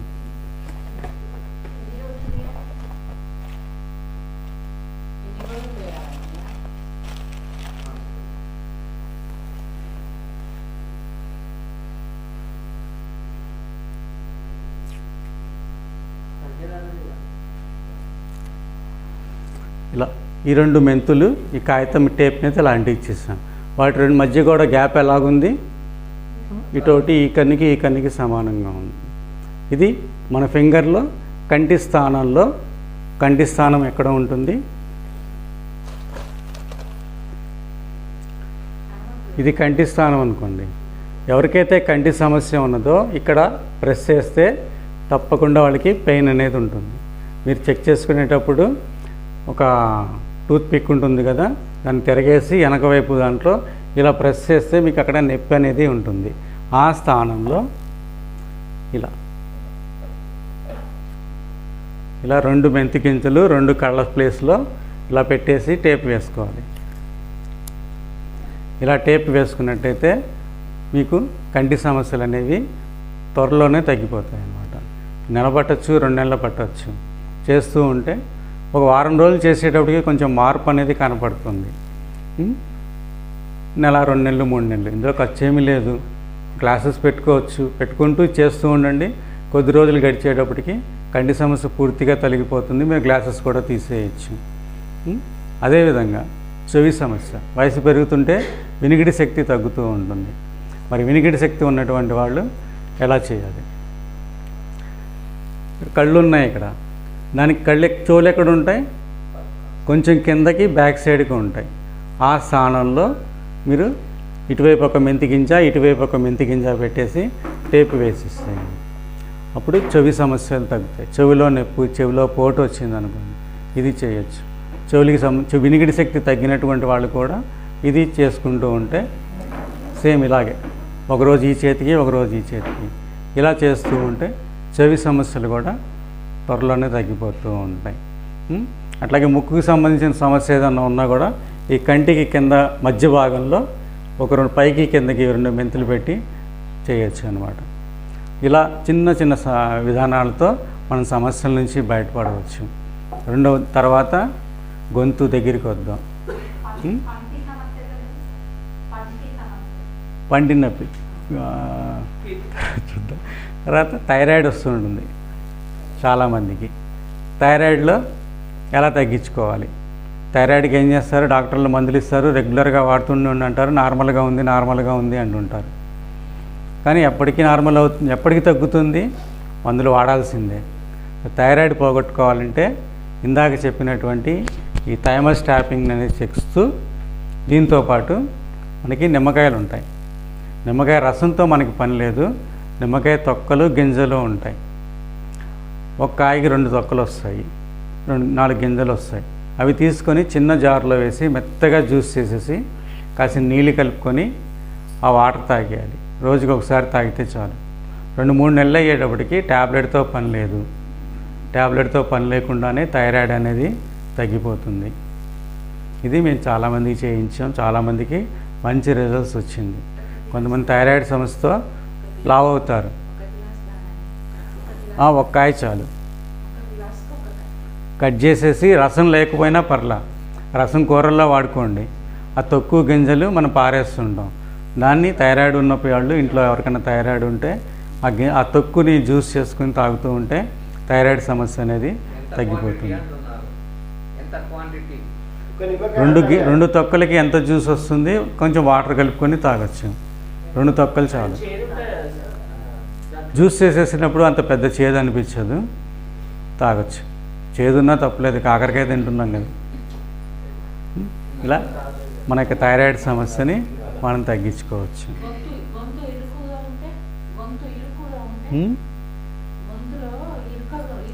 గొంతులో వాయిస్ తేడా ఉందా? పట్టేసినట్టు ఉంటుంది. పట్టేసినట్టు ఉన్నప్పుడు ఇప్పుడు మౌత్ ఇక్కడ ఉంటుంది కదా, కళ్ళు ముక్కు తర్వాత ఇటు చెవులు ఉన్న తర్వాత నోరు ఉంది. ఈ నోటి భాగంలో మనం ఒక మెంతి గింజ పెట్టుకొని పేపర్ వేసేసుకోండి, అది సరిపోతుంది. ట్రై చేయండి, తగ్గుతుంది. ట్రీట్మెంట్లో డాక్టర్ చేసే విధానాలు వేరుగా ఉంటాయి. మీరు చేసుకోగలిగినటువంటివి, ప్రమాదం లేనటువంటివి మాత్రమే మేము చెప్తాం అన్నమాట. తర్వాత వాళ్ళందరికీ వచ్చేటువంటి సమస్యలు ఏంటి? మోకాళ్ళ నొప్పులు, నడుము నొప్పులు వస్తూ ఉంటాయి. గ్యాస్ వస్తుంది, చెప్తాను. సరే, ముందు గ్యాస్ చూద్దాం. గ్యాస్ ట్యాబ్లెట్ లేకుండా ఈరోజు ఏ మనిషి లేడు. చాలామంది గ్యాస్ ప్రాబ్లంతో బాధపడుతూ ఉన్నారు. గ్యాస్ ప్రాబ్లం వల్ల హార్ట్ కూడా డ్యామేజ్ అవుతుంది, హార్ట్ పట్టేస్తుంది. ఈ సమస్యలకి మన వేదాల్లో చాలా అద్భుతమైనటువంటి రహస్యాన్ని చెప్పడం జరిగింది. మందార పువ్వులు ఉంటాయి. మందార పువ్వులు ఒక 4-5 తీసుకోండి. వాటి కాడలు, ఆకుపచ్చ కాడలు తీసేసి ఎర్రటి పువ్వు మాత్రమే తీసుకోండి. మందార పువ్వు దొరకని పక్షంలో ఎర్ర గులాబీ, హైబ్రిడ్ గులాబీ, ఎర్రది ఒక గులాబీ పువ్వు తీసుకుంటే దాంట్లో బోల్డ్ రేఖలు ఉంటాయి. ఒక పువ్వు చాలు. రోజు పొద్దున్నే స్నానం చేసి కొత్త బట్టలు, మంచి బట్టలు కట్టుకొని గ్యాస్ పొయ్యి అంతా అరుగంతా శుభ్రం చేసేసి గ్యాస్ పొయ్యి వెలిగించి ఈ పువ్వుల్ని అగ్నిలో వేయండి. పువ్వుల్ని. అవి పూర్తిగా మాడిపోయే వరకు అక్కడే నిలబడండి. ఏ మంత్రాలు చదవక్కర్లేదు, ఎవరిని జ్ఞాపకం చేయక్కర్లేదు. ఇలా చేసినట్లయితే మాడిపోయేదాకా ఉండి, మాడిపోయిన తర్వాత పొయ్యి ఆపేసి వాటిని డస్ట్బిన్లో పడేస్తే ఏ రోజైతే చేశారో ఆ రోజు మీ బాడీలోంచి గ్యాస్ ప్రాబ్లం తగిలిపోతుంది. పూర్తిగా తగ్గే వరకు రెగ్యులర్గా చేస్తూ ఉండాలి కొన్నాళ్ళ పాటు. స్మెల్కి సంబంధం లేదు. ఇక్కడ ఏంటంటే అగ్నితత్వానికి మనం గౌరవిస్తున్నాం. బాబా పంచతత్వాలకి ఆశీర్వాదం ఇవ్వమన్నాడు. ఇక్కడ మనం ఆశీర్వాదం బదులు అగ్నికి ఆహారాన్ని వేస్తున్నాం. ఎప్పుడైతే అగ్నికి ఆహారాన్ని ఆహుతి చేసామో మన శరీరంలో జఠరాగ్ని అనేది పెరుగుతుంది. జఠరాగ్ని పెరిగేటప్పటికి డైజెస్టివ్ సిస్టమ్ పరివర్తన చెందుతుంది, గ్యాస్ అనేది తగ్గుతుంది. ఇది మేము చాలామంది చేసాం. మందార పూలు 4-5 వేయండి. దొరకని పక్షంలో ఎర్ర గులాబీ హైబ్రిడ్ ఒక పువ్వు చేసి ఆ తొడాలు, పెటల్స్ ఉంటాయి కదా, ఆ పెటల్స్ని పొయ్యిలో వేయండి. కింద పడిపోతున్నాయి అనుకున్నారనుకోండి, అప్పుడు ఏం చేస్తారు? ఇలా మెస్ ఉంటుంది కదా, ఐరన్ మెస్ దొరుకుతుంది. చిన్న ముక్క కట్ చేసి తెచ్చుకొని పొయ్యి మీద పెట్టి ఆ మెస్ మీద వేయండి.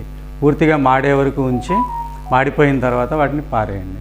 ఇక్కడ ఎటువంటి పూజలు ఏం చేయాల్సిన అవసరం లేదు. ఆటోమేటిక్గా గ్యాస్ అనేది తగ్గుతుంది. ఇది మన యొక్క వేదాలలో ఉన్నటువంటి ఆరోగ్య రహస్యాలు. ఈ విధంగా గ్యాస్ని తగ్గించుకోవచ్చు. అయితే ఇంకా వేరే ఏం చేయాలి అంటే, గ్యాస్ ఉన్నప్పుడు మన శరీరంలో ఇక్కడ ఈ బొటన వేలు కింద ఎత్తుగా ఉన్న ప్రాంతం డౌన్ అయింది కదా, ఈ ప్రాంతంలో ప్రెస్ చేసుకున్నట్లయితే పెయిన్ ఉంటుంది.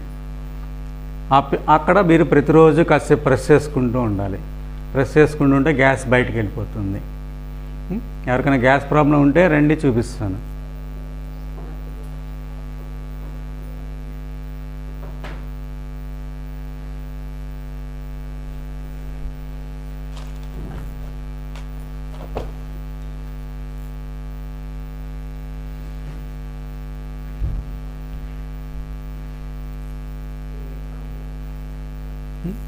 ఎంత నొప్పి ఉంది? బాగా నొప్పి ఉంది కదా, అంటే మీ గ్యాస్ ప్రాబ్లం బాగా ఉంది.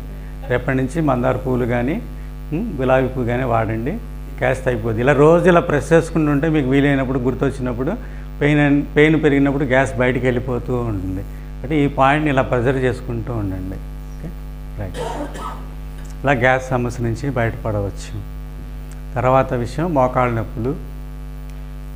మోకాళ్ళ నొప్పులు పోవాలి అంటే మందులు లేకుండా మన ఆయుర్వేద విధానంలో చాలా రకాలు చెప్తూ ఉంటారు. చింతగింజల పొడి వాడండి, తుమ్మబంక వాడండి, ఇవన్నీ రకరకాలు చెప్తూ ఉంటారు. అవి కూడా చేసుకోవచ్చు, కొందరికి పని చేస్తుంటాయి. అవి పని చేయని వాళ్ళు మీరేం చేయాలంటే రోజు పొద్దున్నే గుమ్మడికాయ జ్యూస్, ఎర్ర గుమ్మడికాయ ఉంటుంది కదా, పంకిన్, ఎర్ర గుమ్మడికాయ తీసుకొని దాని తొక్కు గింజలు అన్నీ ఉండాలి. ఒక కణుపు, రోజుకో కణుపు, కణుపులుగా ఉంటుంది కదా గుమ్మడికాయ, ఒక కణుపు కట్ చేసుకోండి. కట్ చేసుకొని మెత్తగా జ్యూస్ చేసుకొని తాగేయచ్చు. కావాలంటే మీరు నిమ్మరసం కానీ తేనె కానీ యాడ్ చేసుకొని గుమ్మడికాయ జ్యూస్ తాగండి. మధ్యాహ్నం పూట ఎండు కొబ్బరితో ఒక లడ్డూ తయారు చేసుకోండి. ఎండు కొబ్బరి బెల్లం కలిసి ఒక లడ్డూ తయారు చేసుకుని రోజు ఒక లడ్డూ తింటూ ఉన్నట్లయితే మోకాళ్ళ నొప్పులో కాల్షియం పెరుగుతుంది తొందరగా. నువ్వుల కన్నా కూడా ఈ ఎండు కొబ్బరి అనేది మోకాళ్ళ నొప్పులు ఉన్న వాళ్ళకి మంచిగా పనిచేస్తుంది. తర్వాత సాయంత్రం పూట పొట్లకాయ, దేశవాళీ పొట్లకాయ పొడుగ్గా ఉంటుంది కదా, ఆ పొట్లకాయని ఇంత ముక్క కట్ చేసుకొని రోజు జ్యూస్ చేసుకుని తాగండి. పొట్లకాయ జ్యూస్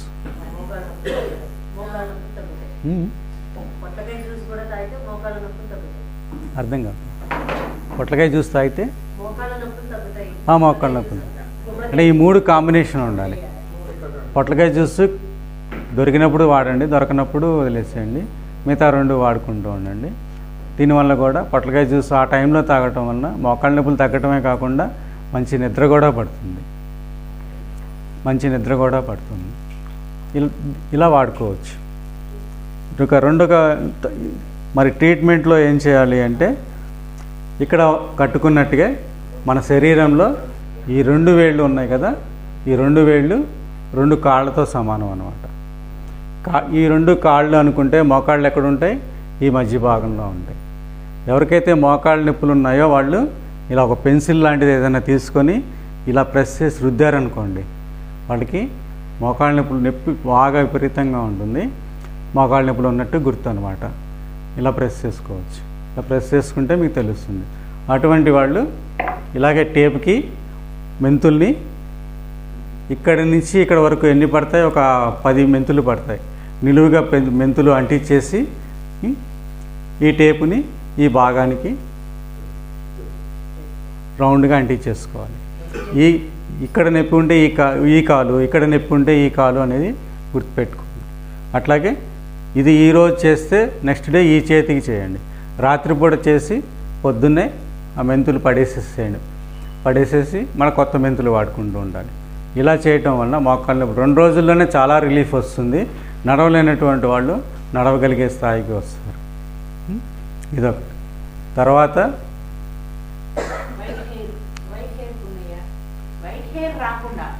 వైట్ హెయిర్ రాకుండా ఉండాలంటే మనం బాడీలో చాలా విటమిన్స్, మినరల్స్ ఇవన్నీ కావాలి. అవన్నీ మనం ఆహారం ద్వారా పొందాలి. మన బాడీలో మనం అన్ని బలమైన ఆహారం తిన్నప్పటికీ ఒక్కొక్కసారి మన బాడీ యాక్సెప్ట్ చేయదు. అలా యాక్సెప్ట్ చేయకపోవడానికి మన బాడీలో ఉన్నటువంటి విధానాన్ని కొంచెం మార్చుకోవాలి. అది మందుల ద్వారానే జరుగుతుంది, ఇలాంటి టెక్నిక్స్ ద్వారా జరగదు. లేదంటే ఆయుర్వేదం వాళ్ళు రకరకాల క్రీములు రాయమంటూ ఉంటారు. ఆయిల్ రాయండి, ఈ ఆయిల్ రాయండి, ఇవన్నీ చేస్తూ ఉండాలి.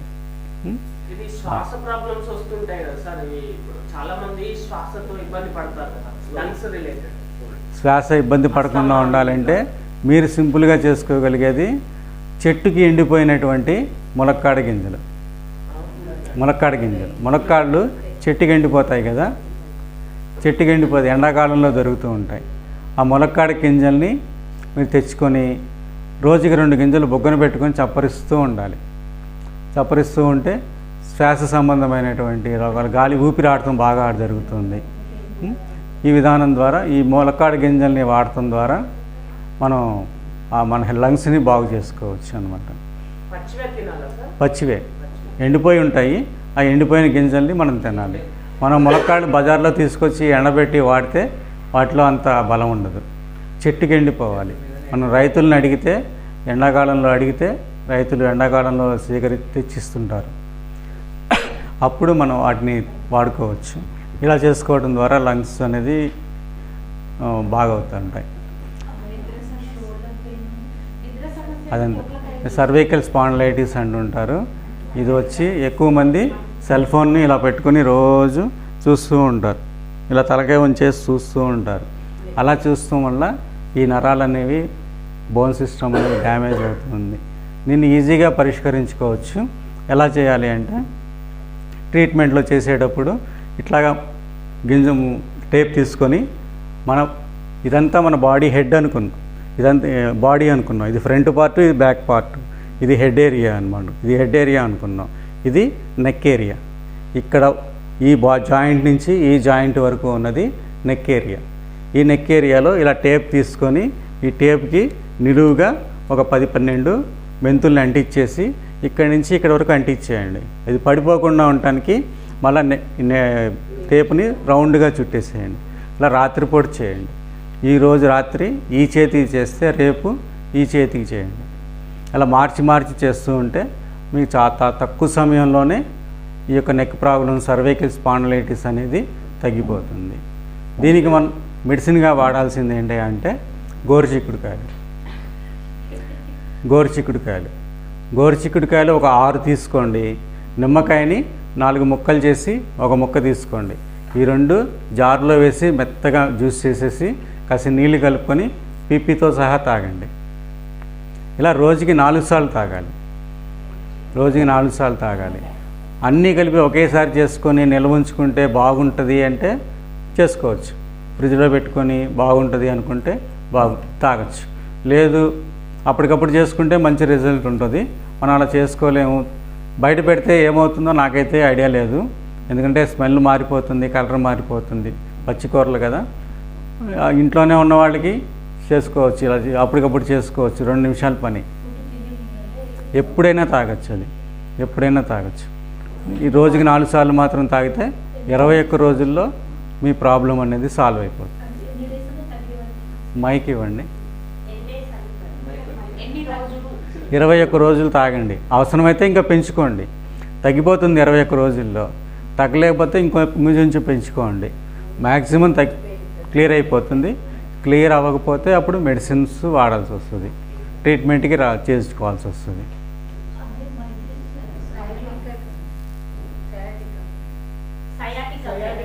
సయాటికా పెయిన్కి కూడా సేమ్, గోరుచిక్కుడు, ఈ నిమ్మకాయ. మైగ్రేన్ కింద చెప్పాను, మీరు రాలేదు. మైగ్రేన్కి ఏంటంటే రోజు వాటర్ ప్రతి అరగంటకోసారి 1 కప్పు, లేదంటే గంటకోసారి 1 గ్లాసు, 1 కప్పు నీళ్ళు తాగుతూ ఉంటే, ఇవాళ పొద్దున్నుంచి సాయంత్రం వరకు తాగితే గంటకో కప్పు తాగుతూ ఉంటే రేపటికి మైగ్రేన్ ఉండదు. తర్వాత మన గొంతుకి 1 అంగుళం కింద ఇక్కడ ఒక బోన్ ఉంది, దీన్ని థైమస్ గ్లాండ్ అంటారు. ఈ థైమస్ గ్లాండ్ని ఈ విధంగా ట్యాప్ చేయాలి. ఇప్పుడు ఉందా మీకు మైగ్రేన్ నొప్పి? ఇలా ట్యాప్ చేయండి. ఇక్కడ ఒక గుంటలాగా ఉంది కదా, దానికి 1 అంగుళం కింద బోన్ కొంచెం ఎత్తుగా ఉంది. ఈ భాగాన్ని ఇలా 5 వేళ్ళు పెట్టి ఫేస్లో స్మైల్ చేస్తూ ఒక 30 టైమ్స్ నెమ్మదిగా ట్యాప్ చేయండి. 30 టైమ్స్ చేయండి.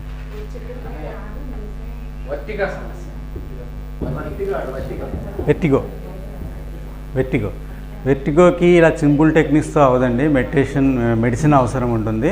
అయితే మీరు ఏం చేస్తారంటే రాత్రి పడుకునేటప్పుడు ఈ నుదురు భాగం మొత్తం పసుపు రాయండి. పసుపు కూడా కెమికల్ పసుపు కాకుండా న్యాచురల్ పసుపు ఇలా అప్లై చేస్తూ ఉంటే కొద్ది రోజుల్లో తేడా వస్తుంది. కానీ మెడిసిన్ అనేది అవసరం. ఇదంతా పూడ్చేసేయండి. పసుపు ముఖానికి రాసుకోవాలంటే వాటర్ కలపాలి కదా, లైట్ కొంచెం వాటర్లో.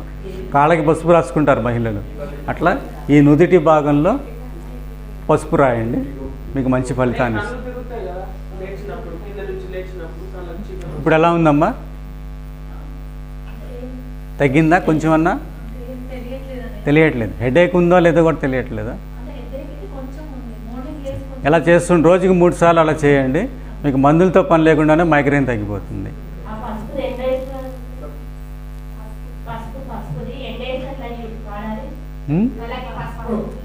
అది వెర్టిగో కదా, కొంచెం పెద్ద సమస్య. మెడికేషన్ అవసరము, మెడిసిన్స్ అవసరము. ట్రై చేయమంటున్నా. అది రెగ్యులర్గా రోజు వాడుతుంటే ఒక నెల రోజులు వాడి చూడండి ఎంతవరకు మార్పు వస్తుందో. అది గోరుచిక్కుడు నిమ్మకాయ కలిపి జ్యూస్ చేసుకుని తాగండి, మంచి ఫలితం ఉంటుంది. చేయి లగవట్లేదా ఇప్పుడు? అంతే ఉంటుంది.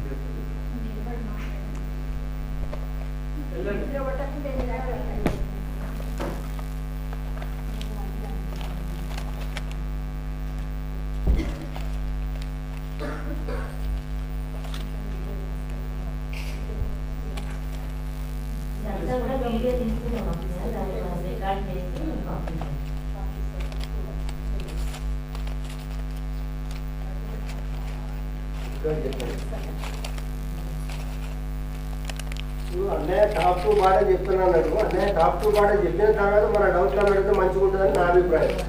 టాప్ టు బాటం కాకముందే మధ్యలో నాకు ఇది సరే సమస్య మనకు అందరికీ ఉన్నది, చెప్పవలసిన కావట్లేదు తప్ప మనం మర్చిపోతాం కావచ్చు, మనం ఎగురైపోతే చెప్తాను. కానీ టాప్ టు బాటం మన మధ్య డిస్టర్బ్ అవుతుంది.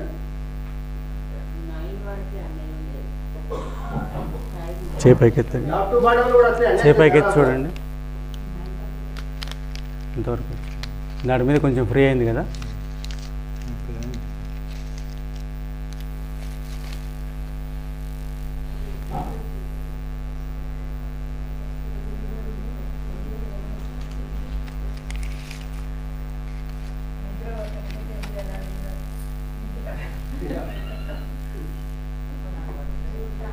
పెయిన్ ఉందా? అక్కడ పెయిన్ ఉందా?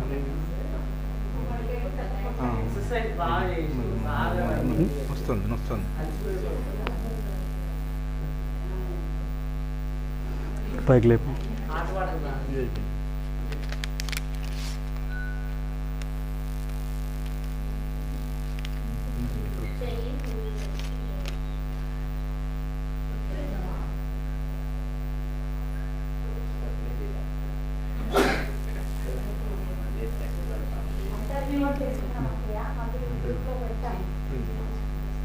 ఎంత ఫ్రీ అయింది? 40%. ఒక 20 నిమిషాలు అలా కూర్చోండి, మిగతాది కూడా క్లియర్ అవుతుంది. ఓకే, దానికి చిన్న ట్రీట్మెంట్ చేసాము, ఒక 40% ఇమీడియట్గా రిలీఫ్ వచ్చింది.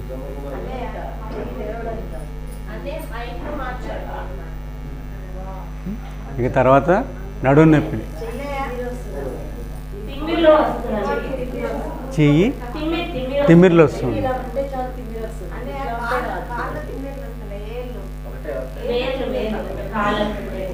కాళ్ళకి వేళ్ళకి తిమ్మిర్లు వచ్చినప్పుడు మీరు ఏం చేయాలంటే అరటికాయ కూర అరటికాయ ఉంటుంది కదా, కూర అరటికాయ ఇంత ముక్క తీసుకొని చిన్న చిన్న ముక్కల్లా కట్ చేసి కొంచెం తినేసేయండి.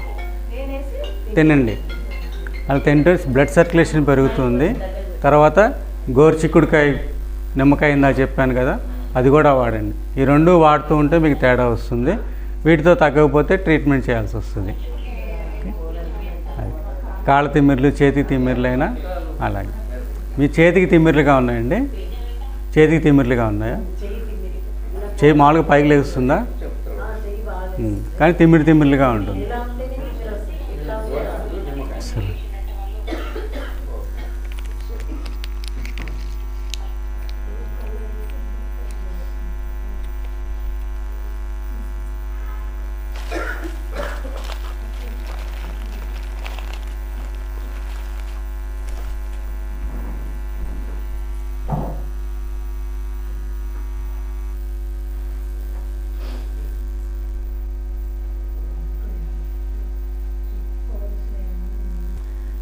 బ్లాక్ కలర్ స్కెచ్ పెన్ పైనుంచి కింద వరకు ఒక గీతలాగా గీయండి. బ్లాక్ కలర్ స్కెచ్ పెన్ పైనుంచి కింద వరకు ఒక గీతలాగా గీయండి. పగలపూట గీయండి. 5 అవర్స్ వరకు దాన్ని తడపకుండా వెలుతురులో ఉండాలి. అంటే ఎండలో తీసుకెళ్ళి పెట్టక్కర్లేదు, మనం వెలుతురులో ఉంటే ట్యూబ్లైట్ వెలుతురైనా సరిపోతుంది. అది అబ్జర్వ్ చేస్తుంది. పెయిన్ అనేది చాలా తొందరగానే తగ్గిపోతుంది. ఎన్ని రోజుల్లో తగ్గిపోతుందో టెస్ట్ చేసుకోండి. ఈ విధంగా బ్యాక్ పెయిన్ నుంచి కూడా మనం సురక్షితంగా కావచ్చు. ఇంకా మోకాళ్ళ నొప్పులు, నడుము నొప్పులు అయిపోయింది. పెరాలసిస్ వచ్చినటువంటి వాళ్ళు కూడా ఈ గోరుచిక్కుడు నిమ్మకాయ జ్యూస్ తాగుతూ ఉంటే మంచి ఫలితాన్ని ఇస్తుంటుంది. కొంతమంది రికవరీ అవుతారు, కొంతమంది రికవరీ అవ్వరు. రికవరీ అన్నటువంటి వాళ్ళు ఈ జ్యూస్ తాగుతూ ఉంటే తొందరగా వాళ్ళకి కూడా నర్వస్ సిస్టమ్ అనేది బాగవుతుంది. ఇంగ్లీష్ వైద్యంలో తగ్గనటువంటి పెరాలసిస్ ఆకుపంచర్ వైద్యంలో చాలా వరకు రికవరీ అవుతుంది. హార్ట్ ప్రాబ్లమ్స్ బ్లాకేజెస్ ఉన్నటువంటి వాళ్ళు కూడా ఈ అరటికాయని ముక్కలు చేసుకొని తేనె వేసుకొని తాగొచ్చు అనమాట. తర్వాత మన బ్రాహ్మణులందరికీ ఉపయోగపడేటువంటి ఒక టెక్నిక్, బ్రాహ్మణులకి ముఖ్యమైనది ఏంటి, అమృతవేళ. అమృతవేళలో శక్తిశాలి యోగం చేయాలి, కానీ నిద్ర వచ్చేస్తూ ఉంటుంది. అలా నిద్ర నుంచి బయటపడాలి, శక్తిశాలిగా యోగం చేయాలి, నిద్ర పట్టకూడదు అనుకున్న వాళ్ళు ప్రతిరోజు రాత్రి పడుకునే ముందు స్కెచ్ పెన్స్లో స్కై బ్లూ కలర్ స్కెచ్ పెన్లో సన్నగా ఉంటాయండి, 10 రూపాయలు దొరుకుతాయి, అవి కొనవద్దు. వాటిలో ఇంకు ఉండదు, 2వ రోజుకే పని చేయవయ్యి. కొంచెం లావుగా ఉంటాయి. లిటిల్ ఏంజల్స్ కంపెనీ అని ఒకటి ఉంటుంది, ఆ కంపెనీ చాలా బాగుంటుంది. లేదంటే ఇంకా మంచి కంపెనీ ఏదైనా ఉన్నా స్కెచ్ పెన్స్ తీసుకొని రాత్రి పడుకునే ముందు స్కై బ్లూ కలర్ స్కెచ్ పెన్ని ఈ భాగంలో, ఇక్కడ చేతి మీద గీత గీసాను చూడండి, కార్నర్ భాగం, ఈ కార్నర్ భాగంలో స్కై బ్లూ కలర్ స్కెచ్ పెన్తో మనం పేస్ట్ చేయాలి. పేస్ట్ చేసినట్టయితే ఉదయమే మనం అలారంతో పని లేకుండానే 3:30-4 ఖచ్చితంగా మనం మేలుకుంటాం. ఈ స్కై బ్లూ కలర్ కనుక ఇక్కడ అప్లై చేసినట్లయితే. అదేవిధంగా అప్పుడప్పుడు స్టమక్ పెయిన్ వస్తూ ఉంటుంది, ఇండైజెషన్ ఉంటుంది. అటువంటి వాళ్ళు ఇది స్టమక్ పాయింట్. ఈ స్టమక్ పాయింట్లో ఒకసారి చేయాలండి, రోజు చేయకూడదు, 10 సార్లు చేయకూడదు. 20 సార్లు ఇలా ప్రెస్ చేయండి. 20 సార్లు ఇలా ప్రెస్ చేసినట్లయితే స్టమక్ పెయిన్ తగ్గిపోతుంది, ఇండైజెషన్ అనేది కూడా తగ్గుతుంది, వెంటనే రిజల్ట్ బాగుంటుంది. ఇలాంటి చిన్న చిన్న విషయాలతో మనం సమస్యల నుంచి బయట కావచ్చు. ఆ గోరుచిక్కుడు నిమ్మకాయ కలిపి జ్యూస్ చేసుకుని తాగండి అమ్మ. లేదంటే ఇలా టేపు ఈ భాగంలో మెంతులు పెట్టుకొని టేపు వేసుకోండి, అప్పుడు కూడా మీకు మంచి ఫలితం ఉంటుంది. సయాటికాకి కూడా ఇందాక చెప్పినట్టు గోరుచిక్కుడు నిమ్మకాయ కలిపి జ్యూస్ చేసుకొని రోజుకి 4 సార్లు తాగండి. 21 రోజుల్లో సయాటికా పెయిన్ తగ్గిపోతుంది. రోజుకి 4 సార్లు తాగాలి సయాటికా పెయిన్ ఉన్నటువంటి వాళ్ళు. వాటర్ ఎంత కలుపుకున్నా ఐటమ్ అదే కదా.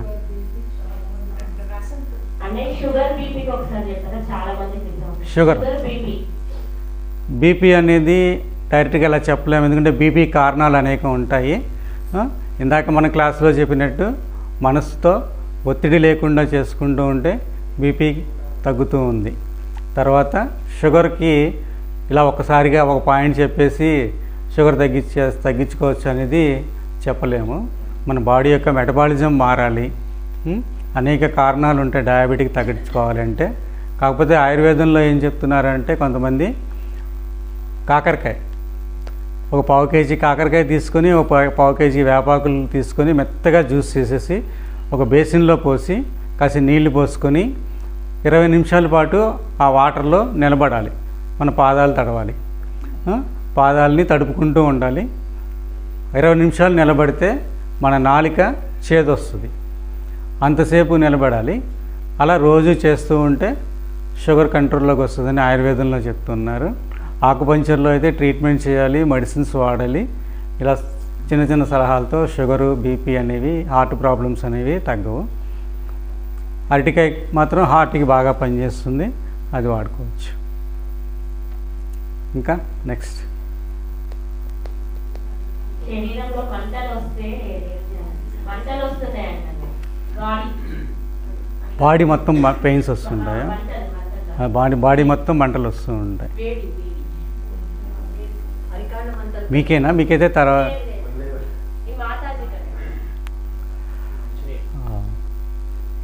ట్రై చేయండి. ఇక్కడ దగ్గరికి రండి చూపిస్తాను.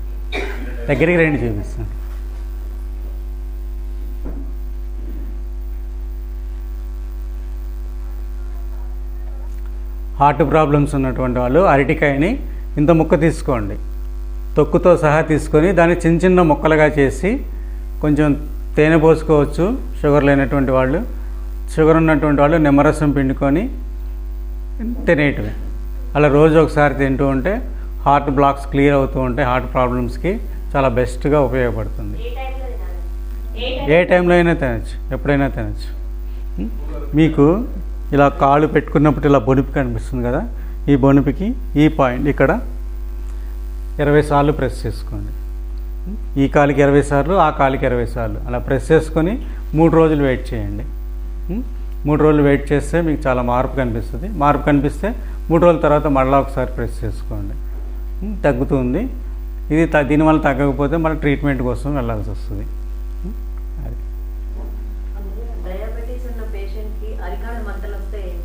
డయాబెటిక్ ఉన్న వాళ్ళకి కూడా అరికాళ్ళ మంటలు వస్తుంటాయి. కాకపోతే ఈ అరటికాయ తింటూ ఉంటే కొంచెం సర్క్యులేషన్ పెరుగుతుంది, బ్లడ్ సర్క్యులేషన్ పెరిగి కొంచెం తగ్గే అవకాశం ఉంది.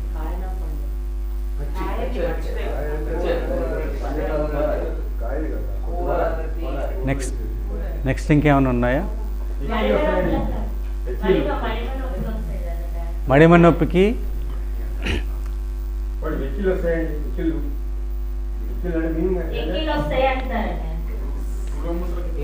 మడమ నొప్పికి ఏం చేయాలి అంటే మనం ఒక ఆయిల్ తయారు చేసుకోవచ్చు ఇంట్లో, తగ్గుతుంది. లేదు అంటే మనకి జిల్లేడు పూలు, పింక్ కలర్ పూలు దొరుకుతూ ఉంటాయి. ఈ జిల్లేడు పూలు కాసిన తెచ్చుకొని కొంచెం పసుపు వేసుకొని మెత్తగా నూరేయాలి. నూరేసిన తర్వాత రాత్రి పడుకునేటప్పుడు ఒక గుడ్డలో వేసుకొని మడమ చుట్టూ ఉండే విధంగా కట్టుకుంటే, రోజు కట్టుకోవాలి. 4-5 రోజులు కట్టుకుంటే మడమ నొప్పి తగ్గిపోతూ ఉంటుంది. లేదంటే ఓమ తైలం అని మనం ఇంట్లో తయారు చేసుకోవాలి.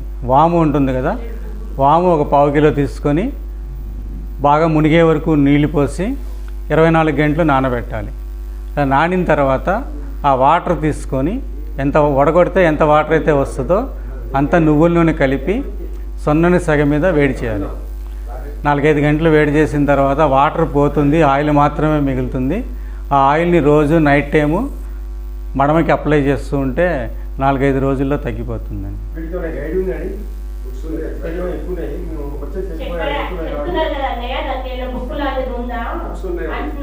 ఎక్కడ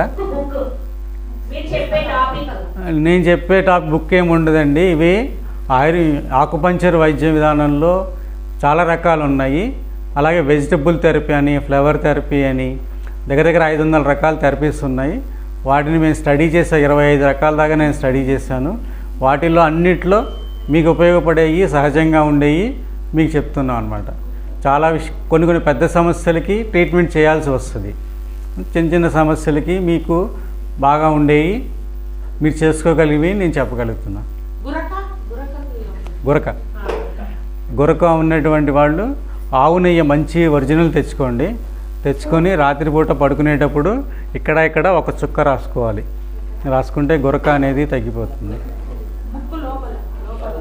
ముక్కు ఎంట్రన్స్ దగ్గరలో, ఎందుకంటే ఆవు నెయ్యి ఇక్కడ రాసుకుంటే ఆక్సిజన్ ఫామ్ అవుతుంది. ఆక్సిజన్ మన బ్రెయిన్కి వెళ్ళి గురక అనేది తగ్గిపోతుంది.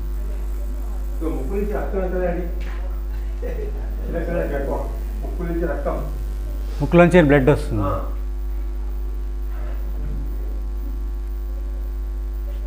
ట్రీట్మెంట్ చేయాల్సి ఉంటుంది. ఇలా చిన్న పాయింట్లు లేవు.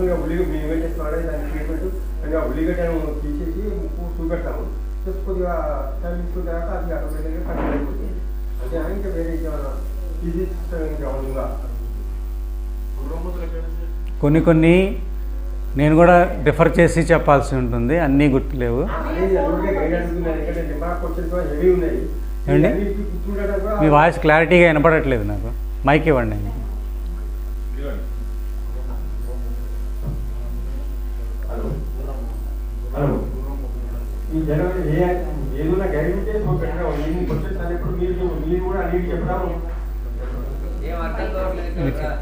మీరు చెప్పండి.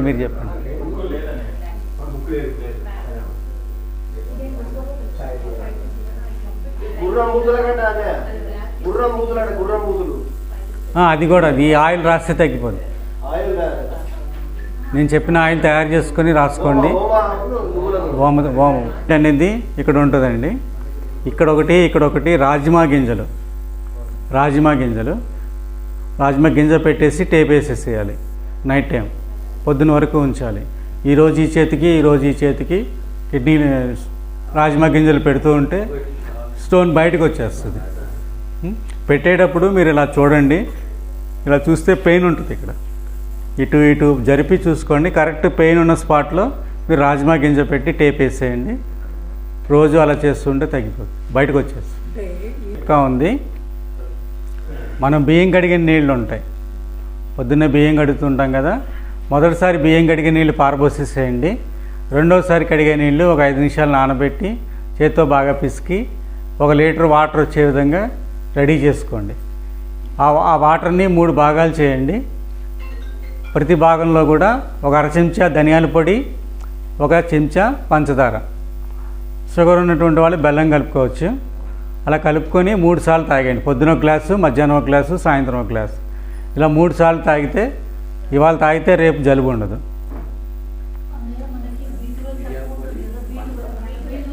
ముక్కుకి ఈ టెక్నిక్స్ అయితే ఏం లేవండి.